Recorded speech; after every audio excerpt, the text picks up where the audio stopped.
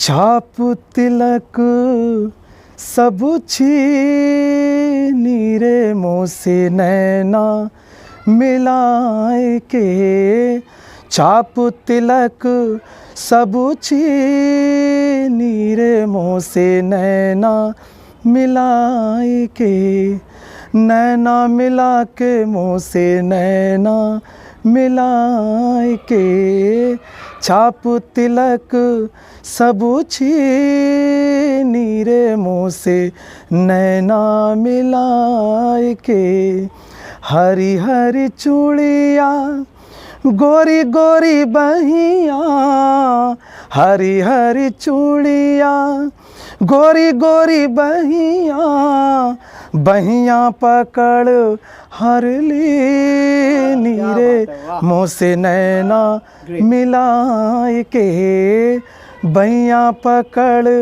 हर ली रे मुँह से नैना मिलाए।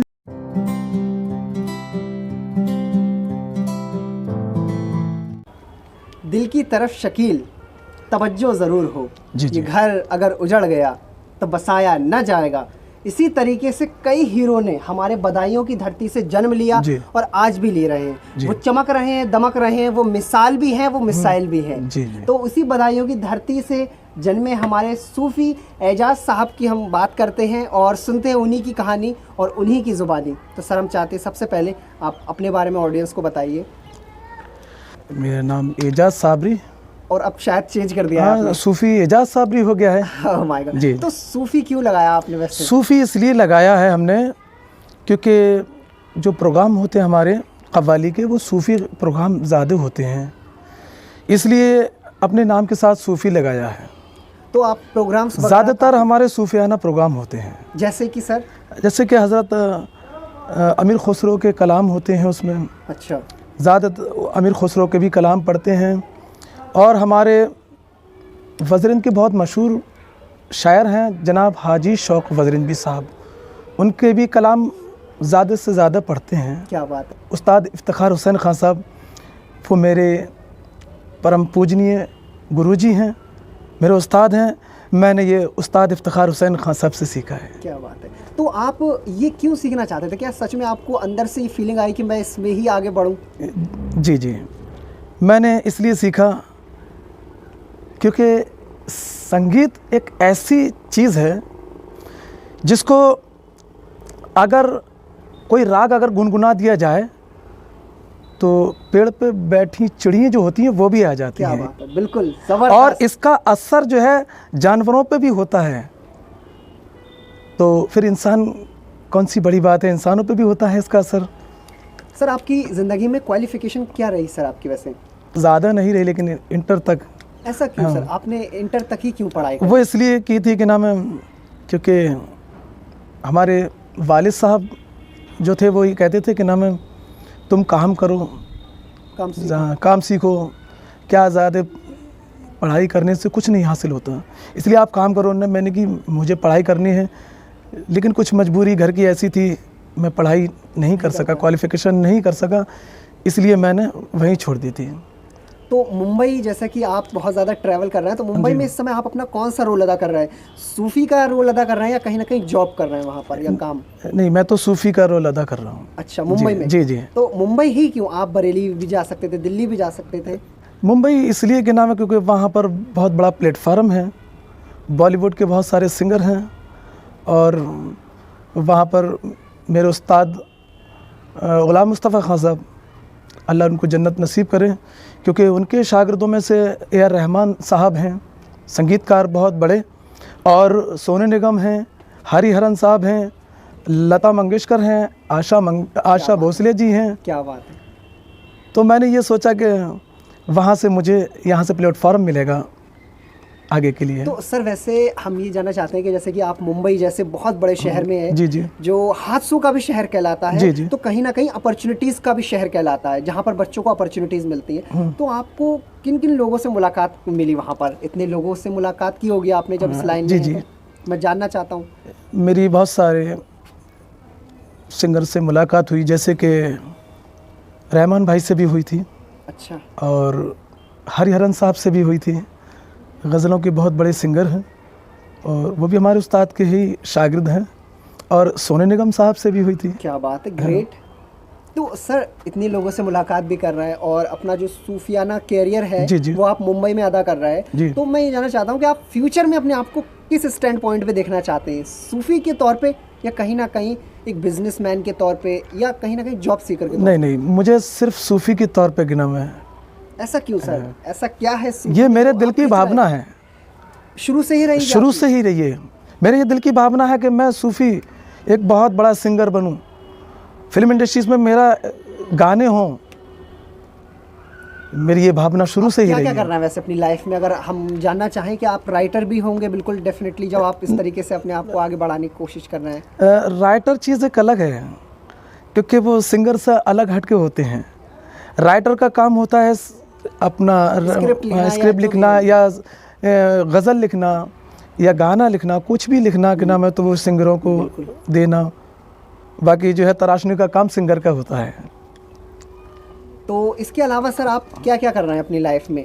बधाइयों में भी आए आप, प्रोग्राम्स वगैरह बहुत करते हैं? जी, मैं कव्वाली प्रोग्राम केवल कव्वाली में ही क्यों करते हैं, कोई और प्रोग्राम क्यों नहीं करते? नहीं, मैं कव्वाली के साथ साथ और भी प्रोग्राम करता हूँ, जैसे कि सिंगिंग प्रोग्राम करता हूँ, सिंगिंग जज से ऑर्केस्ट्रा पार्टी में प्रोग्राम देता हूँ, क्लासिकल प्रोग्राम करता हूँ।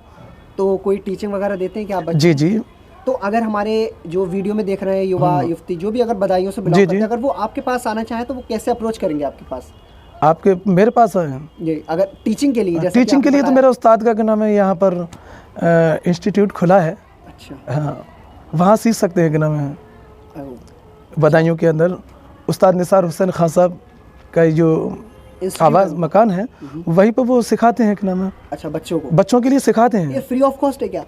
नहीं, उसमें कहीं ना कहीं कुछ चार्जेस तो लिया जाता है कि नाम है। अच्छा। तो आप वहाँ क्या करते हैं सर उनके साथ में? आप भी टीचिंग कराते हैं बच्चों को? मतलब जी, मैं टीचिंग भी कराता हूँ और वैसे प्रोग्राम भी देता हूँ। प्रोग्राम देते हैं किस मतलब आपने जैसे कि बताया कि क्लासिकल प्रोग्राम हो गए, सिंगिंग परफॉर्मेंस हो गई, सिंगिंग परफॉर्मेंस। अच्छा, तो सॉरी, कोई टैलेंट शो वगैरह ऑर्गेनाइज करवाते हैं जिससे अगर बच्चों को कोई मोटिवेशन मिले, उनको प्लेटफॉर्म मिले, ऐसा कुछ है क्या सर आपकी तरफ से? जी है। अच्छा, जैसे कि बहुत बड़ा टैलेंट कराने वाले हैं। अच्छा, मुंबई में जी। तो मुंबई में ये आपकी बदौलत या आपकी टीम की बदौलत? नहीं, हमारी टीम की बदौलत के नाम है। अच्छा। जो हमारी टीम है उनकी बड़ी है वैसे टीम सर आपकी? टीम बहुत बड़ी है कि नाम है, बहुत सारे लोग हैं टीम में। मुझसे भी लोगों ने कहा था कि इजाज़ साहब आप कव्वाली गाते हैं या गाना गाते हैं, आपको ये मालूम है ये कौन से राग में गा रहे हैं? मैंने कि नहीं, मुझे नहीं मालूम। बोले जब तो गाना ऐसा नहीं है, तो बस जितनी लकीर काट दी आप उसने में घूम रहे हैं रट्टा मार के। तो बोले कोई राग सीखिए ना। तब मैंने बधाइयों आके उस्ताद इफ्तिखार हुसैन खान साहब से मैंने गाना सीखा। अच्छा। अब खैर इतना बड़ा नहीं हूँ, लेकिन जैसा भी कि ना मैं गाता हूँ कि ना मैं थोड़ी जानकारी मेरे उस्ताद की तरफ से मिल गई है, जितना भी जानता हूँ।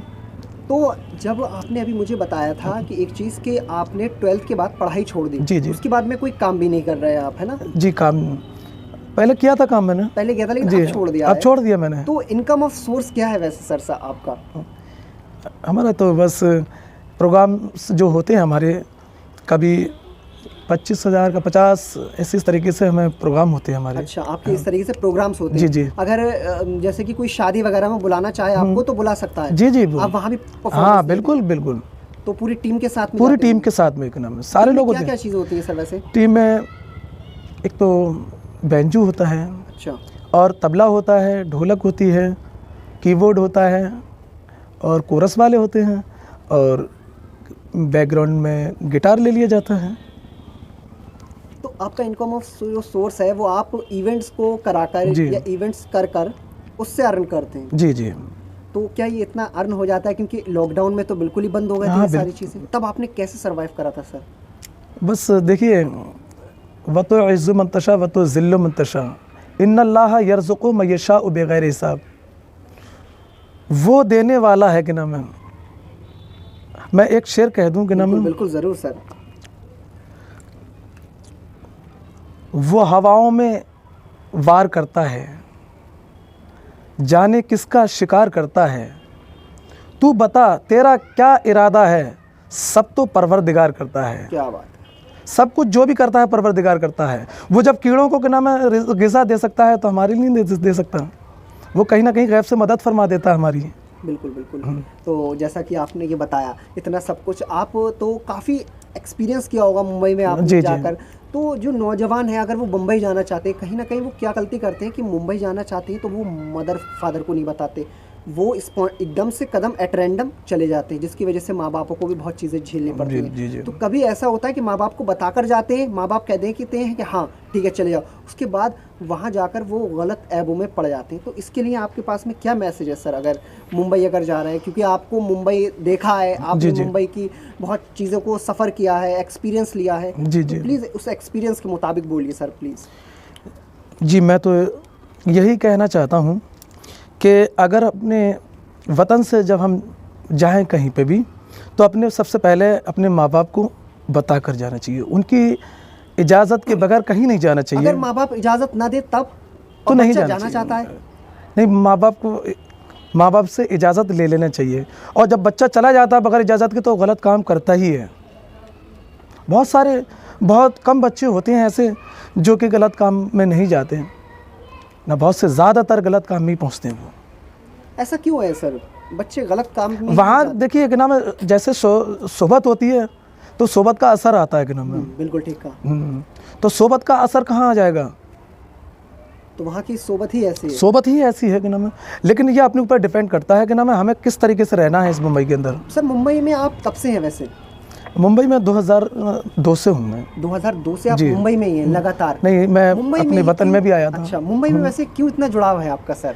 मुंबई में बड़ा गहरा रिश्ता है कि ना मुंबई से। जैसे कि सर अगर हमारी ऑडियंस जानना चाहे, या मैं भी बहुत एक्साइटेड हूँ कि आप मुंबई में ही क्यों जाते हैं?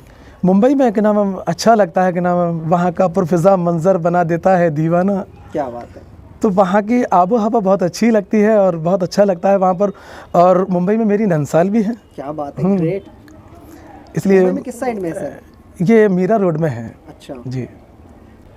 जब इंसान जब अपने आप को समझ लेता है, मुंबई को समझ लेता है और अपने आप को समझ लेता है कि मुंबई हमसे चाहता क्या है, तब वो जो है उसको मंजिल मिल जाती है बिना में। लेकिन मुंबई में आसानी के साथ में मंजिल नहीं मिलती जब तक वो स्ट्रगल नहीं करेगा। मुंबई में स्ट्रगल है, बहुत बड़ा स्ट्रगल है। बहुत बड़ा स्ट्रगल जी है। जी। काफ़ी लोग रेस में दौड़ रहे हैं, रेस में दौड़ रहे हैं कि नाम स्ट्रगल करने के लिए। जिस स्ट्रगल में उन लोगों को कभी कभी भटकाव का सामना करना। हाँ बिल्कुल, भटक जाते हैं, पूरा ख़त्म ही हो जाती है एक तरीके से। हाँ, पूरा फ्यूचर ही खत्म हो जाता है। फ्यूचर खत्म हो जाता है, क्योंकि बहुत सी चीज़ें ऐसी हैं मुंबई में जो लोग जब जाते हैं एक्चुअल में तो उन्हें देखने को मिलती है, वो हैरान हो जाते हैं। जी जी। आपके लिए मैं सुना रहा हूँ। बिल्कुल सर।